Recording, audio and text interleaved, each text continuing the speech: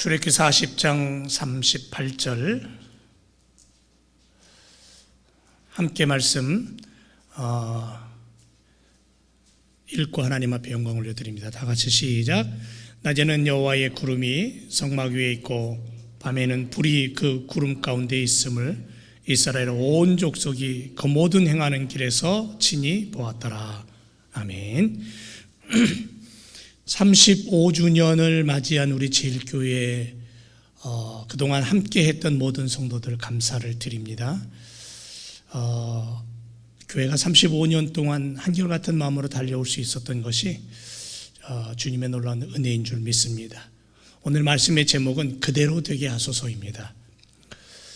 여러분, 하나님께서 우리들을 향하여 어떤 바램을 갖고 계실까요? 한번 생각해 보셨습니까? 하나님이 나를 향해서, 하나님이 우리 교회를 향해서, 하나님이 내 자녀를 향해서 어떤 바램이 있으실까?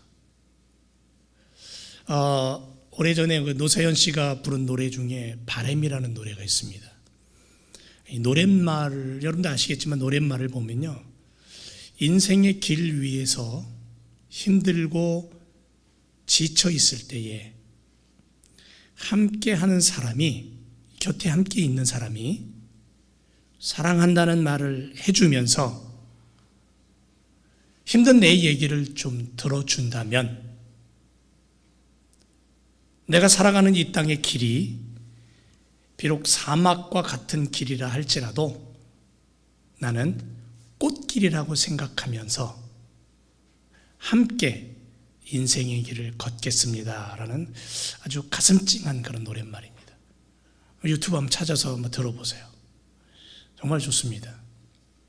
오늘 나와 함께하는 사람이 나와 함께 그 시간의 길을 걷는다면, 그리고 그 함께 걷는 그 사람이 사랑하는 사람이고, 그리고 그 사람의 손을 잡고 내가 인생길을 걸어간다면 아마도 나는 사랑합니다, 고맙습니다, 그리고 감사합니다, 이런 고백을 우리 서로 이렇게 나누고 그러면서 함께 하나님 나라까지 함께 걸어갈 수 있지 않을까요? 그렇지 않습니까? 오늘 우리 제일교회가요 35살이 됐습니다.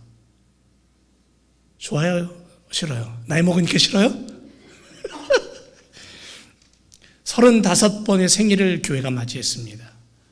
코로나 사태 때문에 힘들어하지만 이 바이러스만 아니면 아마도 오늘 임직식도 있고 생일 케이크도 자르고 많은 이웃의 목사님들 또 교우들 가족들 손님들 모셔다가 막 교회가 북적일 텐데요. 올해는 조용하게 창립 예배를 몇 안 되는 교우들이 교회에 와서 또는 마스크를 쓰고 아니면 집에서 온라인으로 예배를 드리고 있습니다. 그래서 지난주에 운영위원회를 통해서 임직식도 올 말로 일단 잠정적으로 연기를 해놨습니다. 지금 사태가 어떻게 될지 모르니까 오히려 요즘 더 번지잖아요. 더 막 이런 상태에 이러한 상황 속에서도 지나온 시간들을 돌아보면서 35년 동안 하나님의 거룩하신 이름으로 무장하고 교회를 세웠다고 우리가 고백할 수 있을 겁니다. 여러분 마음속에 좀 뿌듯함을 좀 가졌으면 좋겠어요. 그래, 내가 이 시간 동안 이 교회와 함께 이렇게 이 교회를 세우고 하나님 앞에 영광을 올려드렸다, 그런 고백을 할 수 있을 겁니다. 십자가를 지고 구원을 이루신 주님을 붙잡고 우리 달려왔잖아요. 여전히 이제 우리는 그 복음을 전파하고 하나님 나라를 세우는 그 사명을 다하는 교회로 앞으로도 우리가 계속해서 우리가 함께 달려가면서 승리의 노래를 부르는 믿음의 교회, 믿음의 성도들이 될 줄로 믿습니다. 그래서 저는 이 시간에 여러분들에게 감사합니다라는 말씀을 드리고 싶어요. 정말 감사합니다. 고맙습니다. 모세는 출애굽기 40장에서 정말 놀라운 고백을 합니다. 시내산에 도착했을 때에 애굽을 탈출해서 시내산에 도착을 합니다. 그리고 그 시내산에서 귀중한 언약을 체결을 합니다.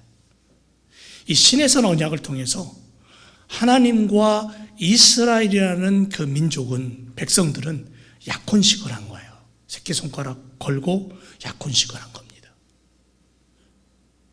머지않아 어린 양의 혼인잔치가 벌어지면 이 땅에 사는 모든 성도들이 그 어린 양의 혼인잔치에 함께 참여하여 결혼식을 올릴 텐데, 그날까지 하나님과 약혼한, 신부된 그러한 모습으로, 신랑 되신 예수님을 기다리는 그러한 모습으로 이 땅에 살면서 하나님의 백성답게,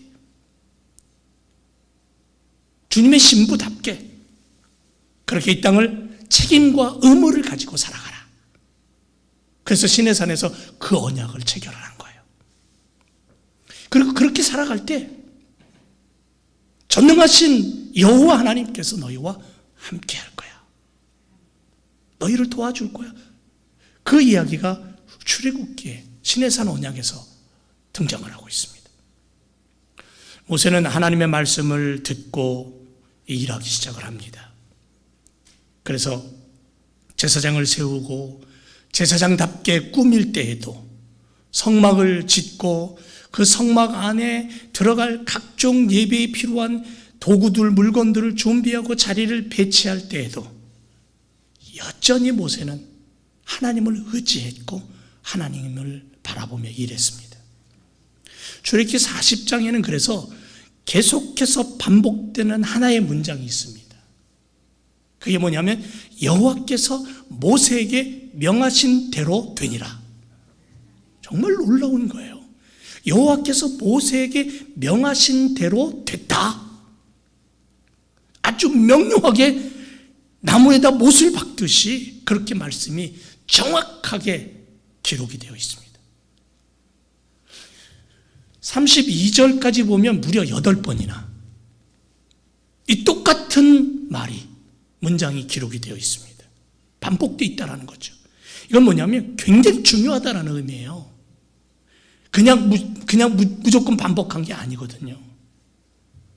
하나님의 명령하심이 모세를 통해서 행해질 때에 그 명하신 그대로 되었다라는 것은 모세가 어떻게 일했다는 거예요?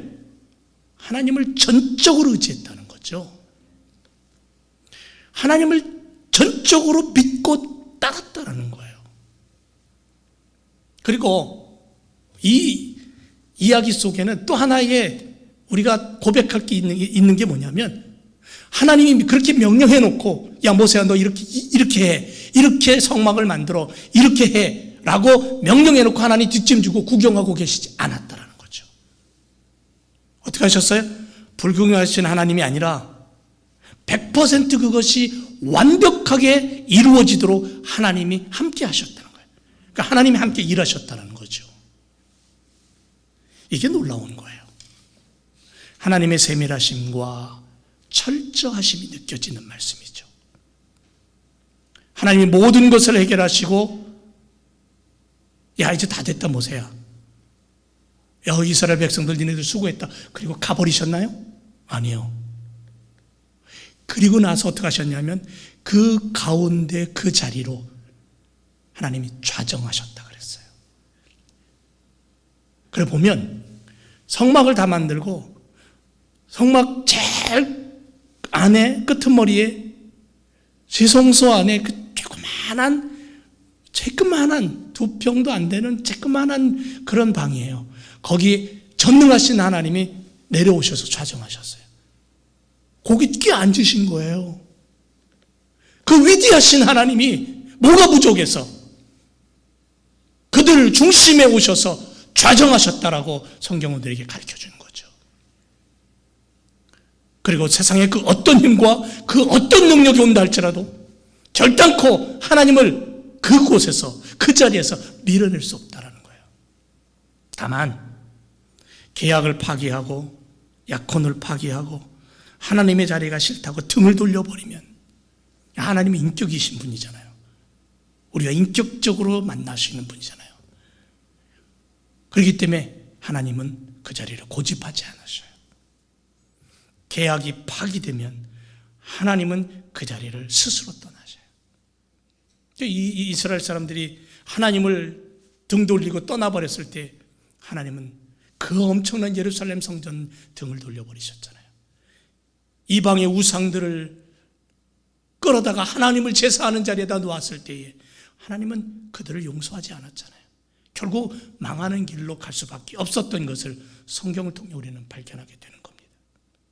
하나님께서는 하나님을 향해 말씀을 붙들고 그 약속을 의지하고 백성들에게 여전히 역사하시는 하나님을 바라보고 살아가면 하나님은 그들 심령 속에, 그들이 예비하는 그곳에 오셔서, 그 삶 속에 오셔서 좌정하시는 거죠. 그래서 이스라엘 백성들 어떻게 하셨어요? 구름 기둥과 불 기둥으로 함께 하셨다. 그대로 되는 형통의 축복을 허락하셨다. 이걸 우리는 기억해야 되는 거죠. 그동안 우리 제일교회가 10년을 그 장기 비전을 가지고 투투투투 세계 비전을 세우고 달려왔습니다. 2222 세계 비전. 그리고 그 세계 비전, 우리가 세운 그 비전이 올해 이제 2020년에 마무리되잖아요. 이 투투투투 세계 비전이 뭐냐면 2020년까지 자체 선교사 2가정을 파송하게 해달라고 하나님 앞에 청구서를 내밀고 그리고 하나님 앞에 기도하며 달려왔잖아요. 어땠습니까? 이미 그 응답에 더 추가됐잖아요. 2013년 11월에 교회 창립 28주년을 기념해서 1호 선교사로 이영길 선교사 4분을 과테말라의 살라마 지역의 원주민 사역을 위해서 파송을 했잖아요. 얼마나 열심히 사역하는지 몰라요. 지난주에도 말씀드렸습니다만 지금도 그 코로나가 그렇게 막 번져 있는 상태에서도 긍휼한 마음을 가지고 먹을 것 사들고 찾아다녀요. 벌써 교회를 20개 이상 건축을 했고요. 어린이 학교를 운영을 하고 신학생을 지원을 하고 장학금을 지급을 하고 2016년 5월 달에는 창립 31주년을 기념을 해서 2호 평신도 선교사 가정을 파송을 했습니다. 남아프리카 공화국의 프리토리아를 거쳐서 조지타운에서 지금 사역을 하는데 함기호 감소의 선교사 4회를 파송했잖아요. 모슬렘의 영혼들, 미종족 종족의 영혼들을 섬기고 그들을 사랑하면서 가르치고 복음을 전하고 코로나로 인해서 어려우니까요 소희가 직접 재봉 돌려갖고 마스크 만들어서 돌려주고 음식 모아가지고 그 음식 나눠주고 복음 전하고 훈련시키고 제자 훈련시키고 기도하면 병든 자가 고침받고 놀라운 일들이 벌어지는 거죠. 그리고 작년에 6월 달에 우리 교회에서 어린 시절부터 자라가지고 청년이 된 우리 종호 형제 티국으로 파송을 했잖아요. 그곳에 가서 그 모슬렘 땅에 가서 그들의 영혼을 끌어안고 기도하면서 지금은 한국에 들어와가지고 더 깊은 더 넓은 그러한 훈련을 받고 있고 조만간에 이제 군대 문제가 해결되면 아마 또 정말 귀한 사역의 자리로 나아가게 될 겁니다. 이게 우리가 10년 동안 하나님 앞에 고백하며 믿음을 가지고 온 교회가 함께 성도들의 마음을 맞춰서 달려왔던 결과가 이런 결과입니다. 정말 놀라운 일입니다. 아무나 하는 거 아니에요. 여러분 50년 100년 된 교회도 이런 사역을 하고 있는 교회가 몇 개 교회가 있는지 한번 살펴보세요. 하나님이 허락하셨기 때문에 할 수 있는 거예요. 또 우리가 그렇게 꿈을 가지고 기도하니까 되는 거예요. 또 하나는 뭐냐면요, 20곳의 선교지에 선교센터와 교회를 짓는 일인데 이거 이미 응답됐어요. 이영길 선교사를 통해서 우리 소희 선교사를 통해서 원주민 마을에 교회가 세워지고 하나님의 영광이 드러나는 겁니다. 그리고 세 번째는 200명의 예배자를 달라고 우리가 목표를 세웠는데 지금 보니까 200명은 안 돼요. 그럼 응답이 안 된 건가요? 그렇죠. 우리가 부족해서, 우리가 전도를 못해서 200명의 예배자를 우리가 전도하지 못했구나 하는 안타까움을 가지고 계속 기도해야 돼요. 근데 하나님의 마음을 가지고 다른 쪽으로 바라보면 우리가 파송한 선교사들과 일꾼들을 통해서 그 지역에서 복음이 전파되어서 얼마나 많은 사람들이 전도됐을까? 아마도 수백 명 이상 주님 앞에 돌아와서 주님을 믿고 구원받았을 거예요. 믿습니까? 그렇다면 어쩌면 우리의 이 기도도 응답되었다라고 우리가 하나님 앞에 감사할 수 있지 않을까요? 그럼에도 불구하고 우리는 전도하는 일을 멈추지 않고 내가 섬기는 이 교회에도 수많은 사람들이 몰려올 수 있도록, 찾아올 수 있도록 그렇게 힘쓰고 애써야 되겠죠. 모든 것이 코로나 때문에 멈췄어요. 올해는 뭐 하나 할 수 있는 게 없어요.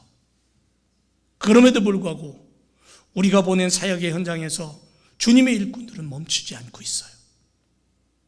더욱이 바이러스 때문에 고통당하는 이 지구촌의 사람들 속에 우리 교회들, 우리 이웃들, 우리 주변을 보니까 아직은 그래도 코로나 때문에 병이 걸려가지고 바이러스에 전염돼서 아파하는 사람을 이렇게 우리가 지금 보지 않는, 볼 수 없다라는 것이 또 감사하고, 그럼에도 불구하고 다른 쪽으로 눈을 돌리면 뉴욕만 가도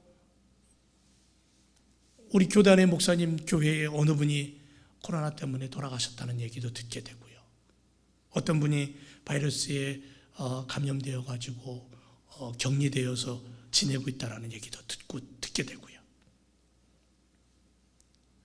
이러한 우리와 우리 주변에 벌어지는 이러한 모든 일들을 우리가 바라보면서 하나님 앞에 먼저 감사하고, 그 감사를 가지고 하나님의 손길로 서로를 위로하고 주님의 이름으로 흔들리지 않는 믿음의 삶을 살아가도록 격려하고 함께하는 그러한 시간이 필요한 때인 줄로 믿습니다. 하나님께서 명하신 대로 되었다라는 고백을 기록할 때 여러분, 모세의 가슴은 어땠을까요? 모세오경, 창세기, 출애굽기, 레위기, 민수기, 신명기까지 쓰잖아요.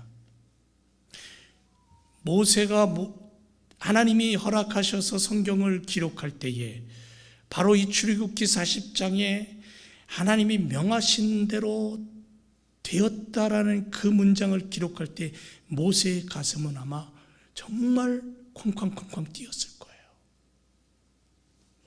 광야 속의 백성들을 향한 하나님의 손길, 구름기둥, 불기둥, 보호하심과 돌보심과 먹이심과 인도하심을 바라보면서 하나님께서 그들이 행하는 길에서 친히 행하셨고 모든 족속이 그것을 보았다라는 이 말씀을 기록하면서 모세는 감격했을 거예요. 우리도 그랬으면 좋겠어요. 우리 교회는 하나님의 나라를 선포하고 하나님의 뜻이 그대로 성취되고, 그래서 하나님의 영광이 드러나는 그러한 사역의 길을 계속 걸어가는, 전진하는 그런 교회로 만들어야 될 줄로 믿습니다. 후퇴하는 것이 아니죠. 주님의 십자가 보혈 의지하고 앞으로 전진해서 하나님의 손길, 그 하나님의 역사하심을 우리가 친히 보고 하나님을 찬양하고 승리의 노래를 부르는 교회로 우리가 만들도록 애쓰고 힘쓰는, 땀을 흘리는 우리 모두가 되었으면 정말 감사하겠습니다. 사랑하는 우리 제일교회 성도 여러분, 2222 세계 비전을 우리가 잘해서 이만큼 이룬 건가요? 우리가 열심히 해서, 우리가 멋져서, 우리가 똑똑해서 그랬습니까? 아니죠. 하나님께서 허락하셨고 우리를 사용하셨고, 그래서 하나님의 뜻이 드러나게 하신 줄로 믿습니다. 그래서 이 모든 것들을 하나님 앞에 올려드리며 감사하는 거예요. 하나님께서 우리를 통해 하나님의 나라의 일을 이루셨습니다. 하나님이 하셨습니다. 감사합니다. 그렇게 우리가 이 시간 고백할 수 있기를 주님의 이름으로 축원을 드립니다. 더욱 감사한 것은 35년을 맞이하면서 우리 제일교회가 처음으로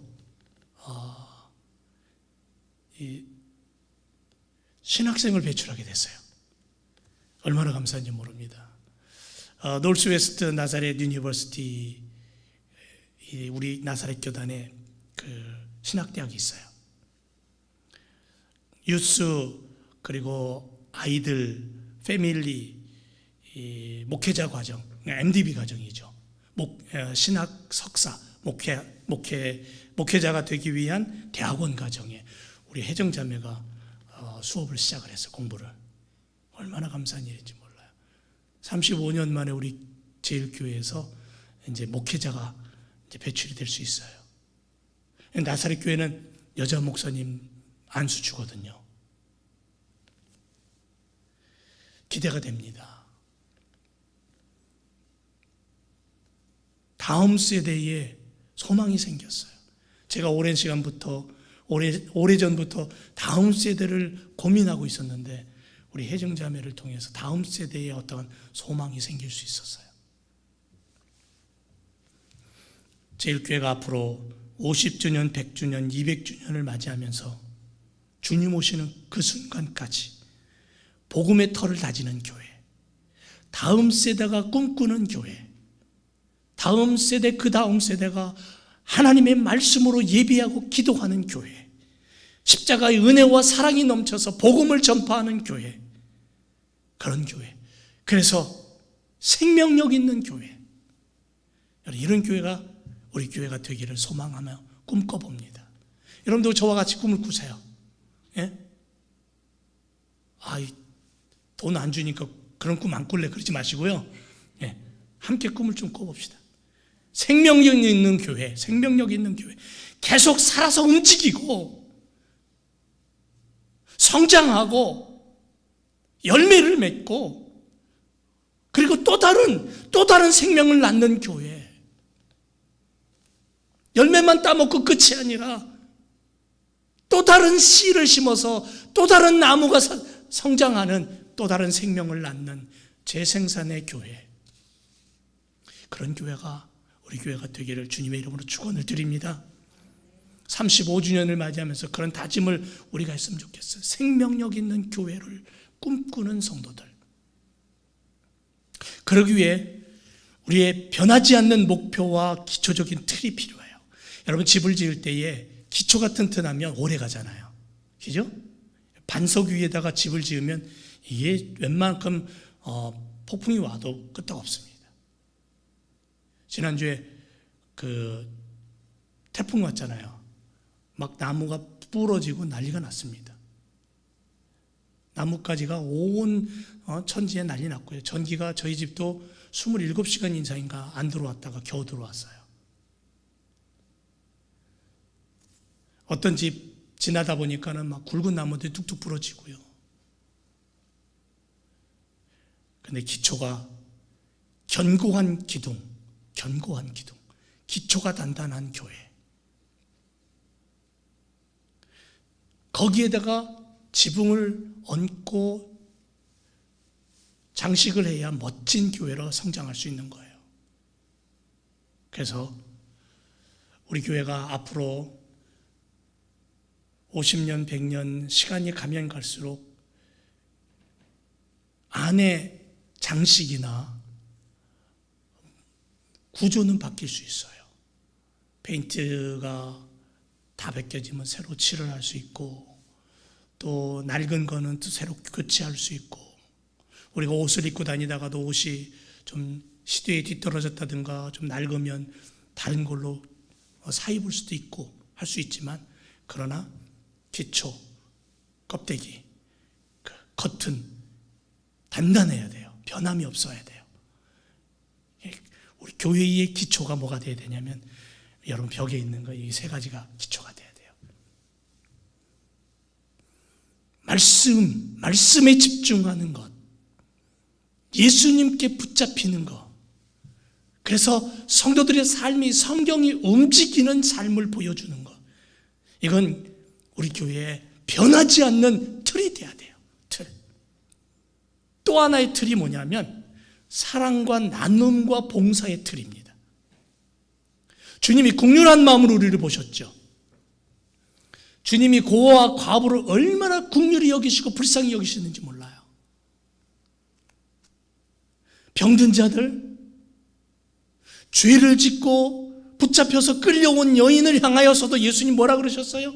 나도 너를 정죄하지 않겠다. 나도 너의 죄를 묻지 않겠다라고 긍휼한 마음과 불쌍한 마음으로 바라보시면서 끌어안으셨 그 주님이에요. 그래서 교회에 놓칠 수 없는 틀이 뭐냐면 사랑과 나눔과 헌신과 봉사예요. 이건 놓치면 안 돼요. 교회가 100년이 가고 200년이 가도 여러분 유럽 교회가 텅텅 비어있어요. 건물은 아름답고 의리의리하지만 그 안에 예배하고 하나님을 부르고 찾는 성도들이 없다는 거예요. 건물만 덩그러니 남아있어요. 왜? 왜 그렇게 됐습니까? 이게 없어서 그래요. 가장 기초가 흔들려버리고 뿌리채 뽑혀버려서 그래요. 그 기초가 뭐냐면 말씀에 집중해서 예수님께 붙잡혀가지고 사로잡혀서 성경이 움직이는 성도들이 없다는 거예요. 또 하나는 뭐냐면 그 말씀의 뜨거움을 가지고 성령에 충만해서 사랑을 가지고 나누고 베풀고 헌신하고 봉사하는 이 모습이 없다는 거예요. 그리고 또 하나의 틀이 뭐냐면요, 영혼 구원이에요.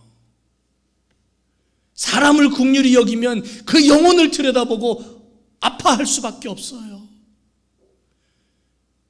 그래서 죽어가는 영혼, 예수 그리스도를 모르고 지옥으로 떨어지고 있는 그 영혼들을 바라보면서 기도하고 복음을 전하게 되는 거고, 그래서 선교하게 되고 선교사를 파송하게 되고 신학생을 지원을 해가지고 훈련된 사람들을 만들어내가지고 다음 세대에도 더 복음이 왕성하게 펼쳐질 수 있도록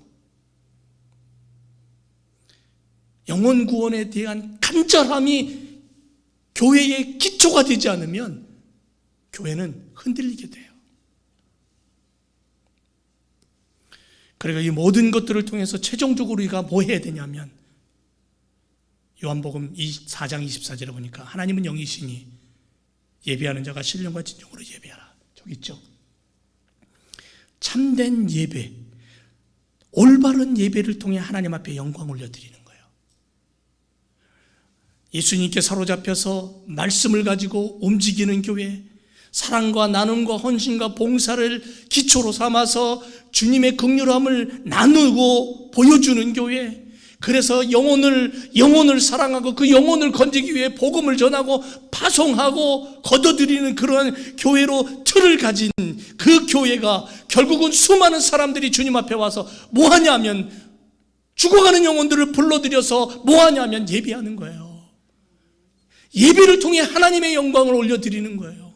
하나님의 이름을 부르는 거예요. 하나님 나라를 소망하고 하나님의 백성으로서의 삶을 다지는 거예요. 이것이 교회가 가져야 될 가장 기본적이면서도 놓치면 안 되는 틀이에요.